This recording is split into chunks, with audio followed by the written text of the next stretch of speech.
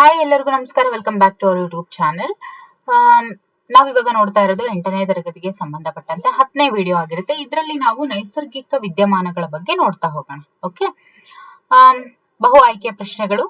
ಮೊದಲನೇ ಪ್ರಶ್ನೆ, ಈ ಕೆಳಗಿನವುಗಳಲ್ಲಿ ಜ್ವಾಲೆಯನ್ನ ಉತ್ಪಾದಿಸದ ಆದರೆ ಶಾಖವನ್ನ ಉತ್ಪಾದಿಸುವ ವಸ್ತು ಯಾವುದು ಅಂತ ಕೇಳಿದರೆ. ಜ್ವಾಲೆಯನ್ನ ಇದು ಉತ್ಪಾದಿಸೋದಿಲ್ಲ, ಆದ್ರೆ ಶಾಖ ಮಾತ್ರ ಇರುತ್ತೆ. ಯಾವುದು? ಸೀಮೆ ಎಣ್ಣೆ, ತೈಲ, ಪೆಟ್ರೋಲ್, ಕಲ್ಲಿದ್ದಲು. ಯಾವುದು ಸರಿಯಾದಂತ ಉತ್ತರ? ಕಲ್ಲಿದ್ದಲು. ಉತ್ತಮ ಇಂಧನ ಅಂತ ಅಂದ್ರೆ ಅದು ಅಗ್ಗವಾಗಿರುತ್ತೆ, ಸುಲಭವಾಗಿ ಲಭ್ಯವಿರುತ್ತೆ, ದೊಡ್ಡ ಪ್ರಮಾಣದ ಶಾಖವನ್ನ ಉತ್ಪಾದಿಸುತ್ತೆ, ಮೇಲಿನ ಎಲ್ಲವೂ ಅಂತ ಇದೆ.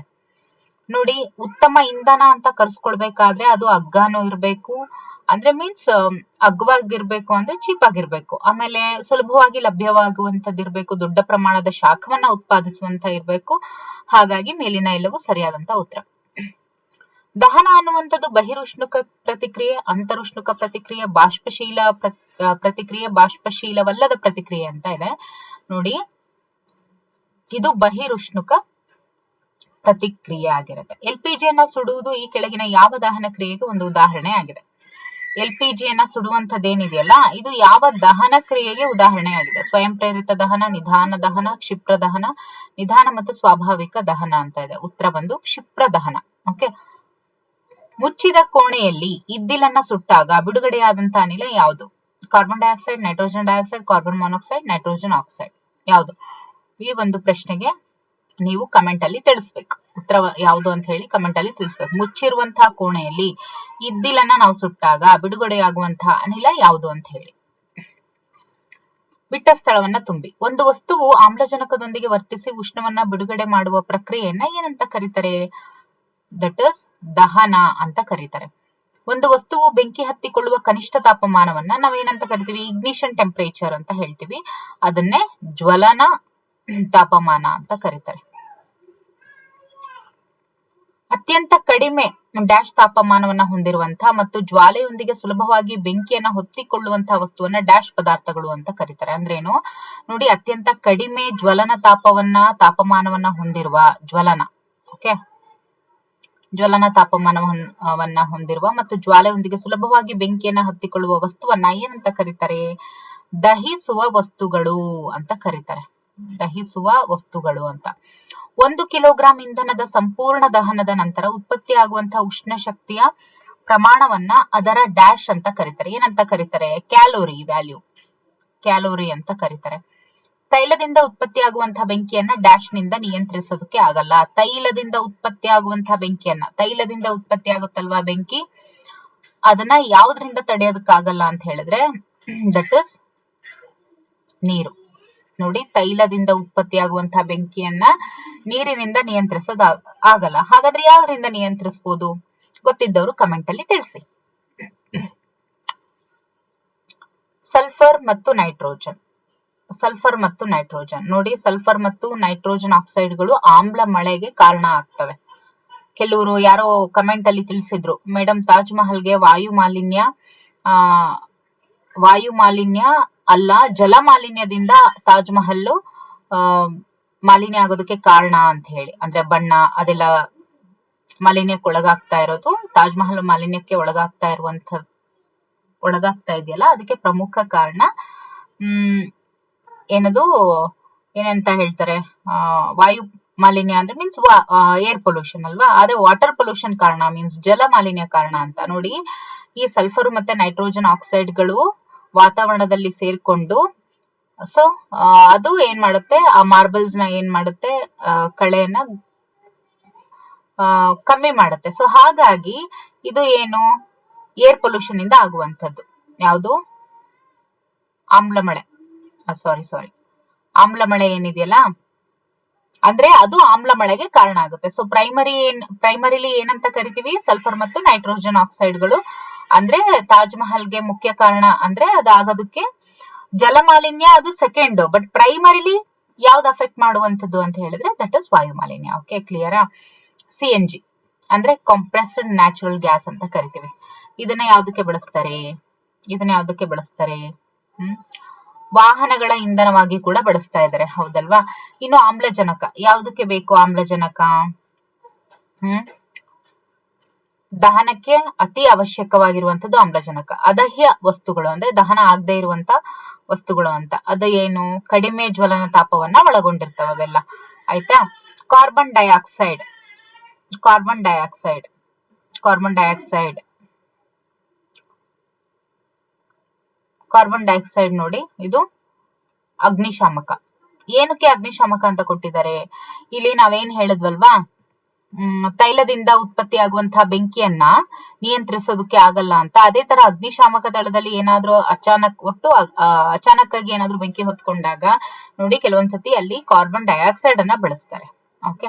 ಇನ್ನು ಕಾರ್ಬನ್ ಮಾನಾಕ್ಸೈಡ್ ಏನಿದೆ, ಇದು ಬಂದು ಅಸಂಪೂರ್ಣ ಕಲ್ಲಿದ್ದಲಿನ ಅತಿ ದಹನದಿಂದ ಉಂಟಾಗುವಂಥದ್ದು.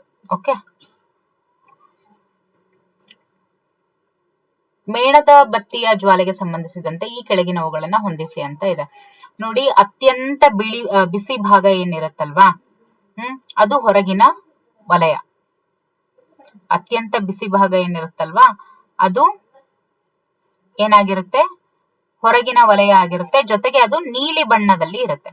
ಮಧ್ಯಮ ಬಿಸಿ ಭಾಗ ಏನಿರುತ್ತಲ್ವಾ, ಮಧ್ಯಮ ಬಿಸಿ ಭಾಗ ಅದು ಯಾವಾಗ್ಲೂ ಮಧ್ಯ ವಲಯದಲ್ಲೇ ಇರುತ್ತೆ. ಜೊತೆಗೆ ಅದು ಹಳದಿ ಬಣ್ಣವನ್ನ ಒಳಗೊಂಡಿರುತ್ತೆ. ಅತ್ಯಂತ ಕಡಿಮೆ ಬಿಸಿ ಏನಿರುತ್ತಲ್ವಾ ಅದು ಅತ್ಯಂತ ಒಳವಲಯದಲ್ಲಿರುತ್ತೆ ಮತ್ತೆ ಕಪ್ಪಾಗಿರುತ್ತೆ. ಓಕೆ.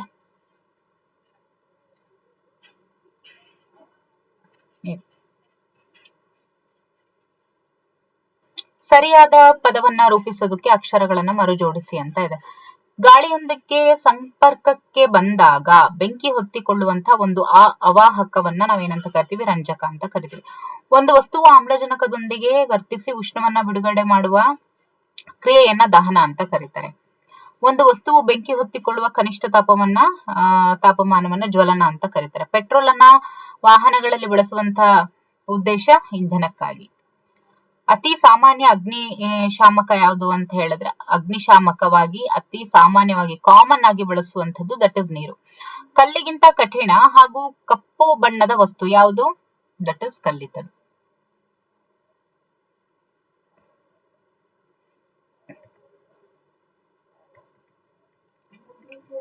ಕೊಟ್ಟಿರುವಂತಹ 4 ಪರ್ಯಾಯಗಳಿಂದ ಸರಿಯಾದ ಉತ್ತರವನ್ನ ಆರಿಸಿ. ಕೆಳಗಿನವುಗಳಲ್ಲಿ ಘರ್ಷಣೆಯಿಂದ ವಿದ್ಯುತ್ ಆವೇಶಿಸಲಾಗದವು ಯಾವುವು?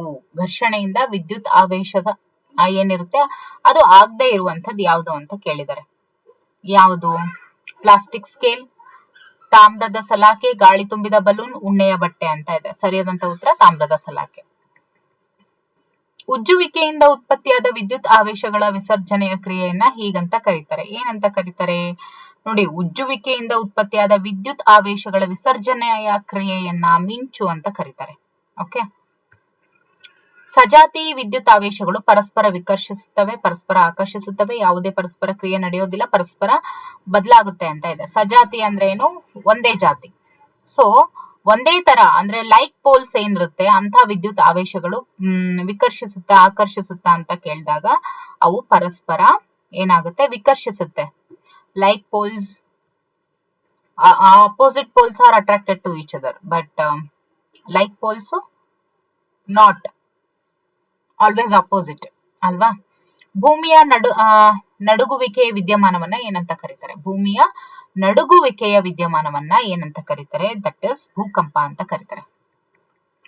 ಭೂಕಂಪದ ವಿನಾಶಕಾರಿ ಶಕ್ತಿಯನ್ನ ಅಳತೆ ಮಾಡುವಂತ ಮಾಪಕವನ್ನ ರಿಕ್ಟರ್ ಮಾಪಕ ಅಂತ ಕರೀತಾರೆ. ಓಕೆ. ಈಗ ಕೆಳಗಿನ ಹೇಳಿಕೆಗಳಿಗೆ ಸರಿ ಅಥವಾ ತಪ್ಪನ್ನ ಬರೆಯಿರಿ ಅಂತ ಹೇಳಿದರೆ, ಗಾಜಿನ ಸಲಾಕೆಯನ್ನ ರೇಷ್ಮೆ ಬಟ್ಟೆಯ ತುಂಡಿನಿಂದ ಉಜ್ಜಿದಾಗ ಗಾಜಿನ ಸಲಾಕೆ ಮತ್ತು ರೇಷ್ಮೆ ಎರಡೂ ಕೂಡ ಋಣಾತ್ಮಕ ಆವೇಶವನ್ನ ಹೊಂದುತ್ತದೆ ಅಂತ ಇದೆ. ತಪ್ಪು. ಯಾಕೆ ಅಂತ ಅಂದ್ರೆ ಗಾಜಿನ ಸಲಾಕೆ ಏನಿರುತ್ತೆ, ರೇಷ್ಮೆ ಬಟ್ಟೆಯ ತುಂಡಿನಿಂದ ನಾವೇನಾದ್ರೂ ಉಜ್ಜಿದಾಗ ರೇಷ್ಮೆ ಬಟ್ಟೆ ಏನಿರುತ್ತೆ ಋಣಾತ್ಮಕ ಆವೇಶವನ್ನ ಪಡ್ಕೊಂಡ್ರೆ, ಗಾಜಿನ ಸಲಾಕೆ ಏನಿರುತ್ತೆ ಅದು ಧನಾತ್ಮಕ ಆವೇಶವನ್ನ ಹೊಂದುತ್ತೆ. ಯಾವುದು? ಗಾಜಿನ ಸಲಾಕೆ ಧನಾತ್ಮಕ ಆವೇಶವನ್ನ ಒಳಗೊಂಡುತ್ತೆ. ಆದ್ರೆ ಯಾವುದು?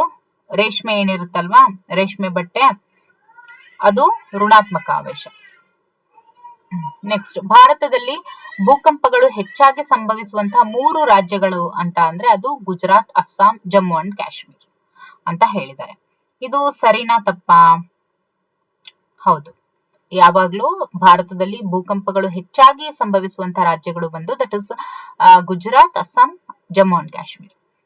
ಭೂಕಂಪಗಳನ್ನ ಮೊದಲೇ ಊಹಿಸಬಹುದು ಅಂತ ಇದೆ ನೋಡಿ, ಭೂಕಂಪಗಳನ್ನ ಮೊದಲೇ ಊಹಿಸಬಹುದು ಅಂತ ಇದೆ. ಯಾಕೆ ಅಂತ ಅಂದ್ರೆ ಇದು ತಪ್ಪಾಗಿದೆ ನೋಡಿ. ತಪ್ಪಾಗಿದೆ ಮೀನ್ಸ್ ಹೇಳಿಕೆ ತಪ್ಪು. ಭೂಕಂಪಗಳನ್ನ ಮೊದಲೇ ಊಹಿಸೋದಕ್ಕೆ ಆಗಲ್ಲ. ಯಾಕೆ ಅಂತ ಅಂದ್ರೆ ಪ್ರತಿ ಬಾರಿಯೂ ಕೂಡ ಅದು ಒಂದೇ ರೀತಿಯಲ್ಲಿ ಅದು ಸಂಭವಿಸೋದಕ್ಕೆ ಆಗಲ್ಲ. ಅದಕ್ಕೋಸ್ಕರ ಇನ್ನು ಭೂಕಂಪಗಳು ಸುನಾಮಿಗಳನ್ನ ಉಂಟು ಮಾಡ್ತವೆ, ಆದರೆ ಸುನಾಮಿಗಳು ಭೂಕಂಪನಗಳನ್ನ ಉಂಟು ಮಾಡೋದಿಲ್ಲ ಅಂತ ಇದೆ ನೋಡಿ. ಭೂಕಂಪಗಳು ಸುನಾಮಿಗಳನ್ನ ಉಂಟು ಮಾಡ್ತವೆ, ಆದ್ರೆ ಸುನಾಮಿಗಳು ಏನಿದಾವೆ ಭೂಕಂಪಗಳನ್ನ ಉಂಟು ಮಾಡೋದಿಲ್ಲ. ಇದು ಸರಿಯಾಗಿದೆ. ಯಾವಾಗ್ಲೂ ಮಿಂಚು ಬಂದಾಗ ಭೂಕಂಪವಾಗುತ್ತೆ ಅಂತ ಇದೆ. ಮಿಂಚು ಬಂದ್ರೆ ಸಾಕು ಭೂಕಂಪ ಆಗುತ್ತೆ ಅಂತ ಹೇಳಿದ್ದಾರೆ. ಇದು ತಪ್ಪು. ಯಾಕೆ ತಪ್ಪು? ಭೂಕಂಪ ಮತ್ತೆ ಮಿಂಚು ಏನಿದೆ ಇವು ಎರಡೂ ಕೂಡ ಒಂದಕ್ಕೊಂದು ಸಂಬಂಧ ಇಲ್ಲದೆ ಇರುವಂತಹ ಪ್ರತ್ಯೇಕ ನೈಸರ್ಗಿಕ ವಿದ್ಯಮಾನ. ಹಾಗಾಗಿ ಏನಾಗುತ್ತೆ, ಯಾವಾಗ್ಲೂ ಮಿಂಚು ಬಂದಾಗ ಭೂಕಂಪ ಆಗುತ್ತೆ ಅಂತ ಹೇಳ್ತಾರಲ್ಲ, this is wrong. Okay, so ಇಲ್ಲಿಗೆ 8ನೇ ತರಗತಿ ಮುಕ್ತಾಯ ಆಯ್ತು. ಮುಂದಿನ ಒಂದು ತರಗತಿಯಲ್ಲಿ 9ನೇ ತರಗತಿ ಬಗ್ಗೆ ನಾವು ಅಭ್ಯಾಸ ಮಾಡ್ತಾ ಹೋಗೋಣ. ಅದರಲ್ಲಿ ಇರುವಂತಹ ಒಳ್ಳೊಳ್ಳೆ ಅಪ್ಲೈಡ್ ಕ್ವೆಶನ್ಸ್ ಬಗ್ಗೆ ನಾವು ಡೀಟೇಲ್ ಆಗಿ ತಿಳ್ಕೊಳ್ತಾ ಹೋಗೋಣ. Okay, thank you for watching.